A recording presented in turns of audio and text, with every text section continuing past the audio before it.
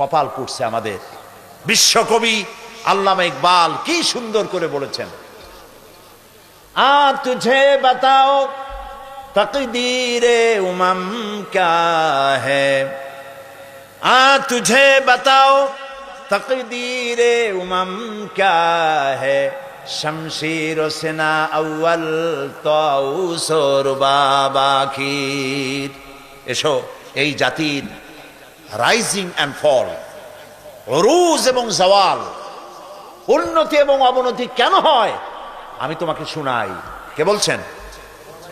বিশ্বকবি, কবি সম্রাট। এর নামই তো কবি, এর নামই মুসলমান কবি। ওই কবির নাম মুসলমান কবি নয় যে ব্যক্তি বলে ফজরের আজান যখন শুনি মনে হয় যেন বেশ্যা তার খরিদ্দার ডাকতেছে। বেঈমান, আল্লাহর গজব। ওর মৌত হলে জানাজা পড়া মুসলমানদের জন্য হারাম। এটার নাম কবি শামসুর রহমান। বেঈমান,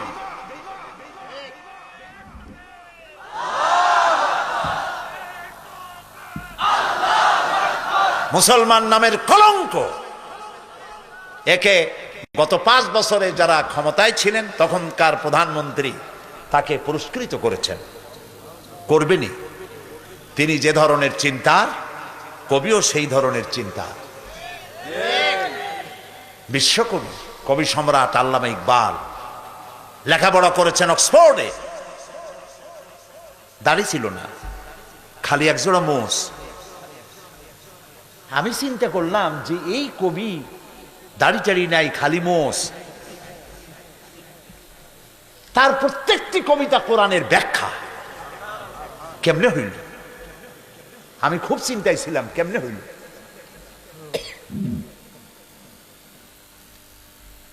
পরে ইকবালের সমস্ত লেখা আমার কাছে আছে, আলহামদুলিল্লাহ, তার লেখাগুলি সব আছে।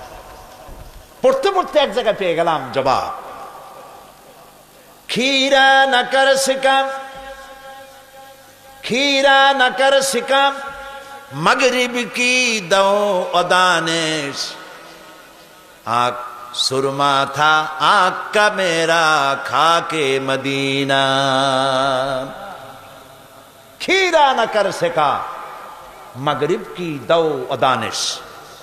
পাশ্চাত্যের চাকচিক্য আমার চক্ষুকে প্রতারিত করতে পারে নাই, কারণ মদিনার ধুলাবালিগুলি আমার চোখে সুরমা হয়ে লাগানো ছিল।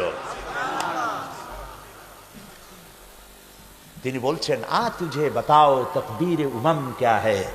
এই জাতির রাইজিং এবং অবনতি, উন্নতি আর অবনতি কেন হয় আমি বলি।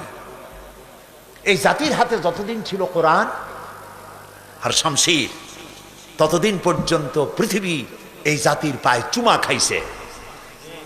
আর যেদিন কোরআন আর শামশীরের পরিবর্তে মুসলিম জাতির হাতে এসেছে তবলা, বেহালা, তানপুরা, হারমোনিয়াম, সারিন্দা, নারিন্দা, সারেগামা, পাদানিসা, বাবা খালু, মামা নানা, কপাল তখন থেকে পড়া শুরু হইল। ঠিক না? হায়রে মুসলমান, কি নাচ! মেয়ে লোকের মতো চুল, এত বড় বড় পুরুষ, এত বড় বড় চুল, একবার এদিকে একবার ওইদিকে। এগুলো মানুষে দেখে, ওপেন কনসার্ট। আর এই গানের নাম পাপ গান নাকি? কপাল পোড়া। এগুলো মুসলমান? নাউযুবিল্লাহি মিন যালিক। আল্লাহ রহম করুক জাতির উপরে, বলি আমিন।